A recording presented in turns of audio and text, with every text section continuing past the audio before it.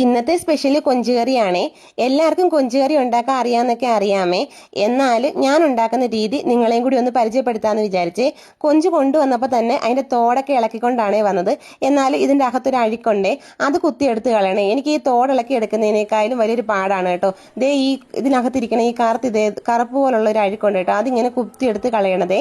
അപ്പോൾ അതൊക്കെ കുത്തിയെടുത്ത് അത് നന്നായിട്ട് കൊഞ്ചൊന്ന് കഴുകിയെടുത്ത് വൃത്തിയാക്കിയതിന് ശേഷം നമുക്ക് കൊഞ്ചുകറിക്കുള്ള കൂട്ട് റെഡിയാക്കാമേ.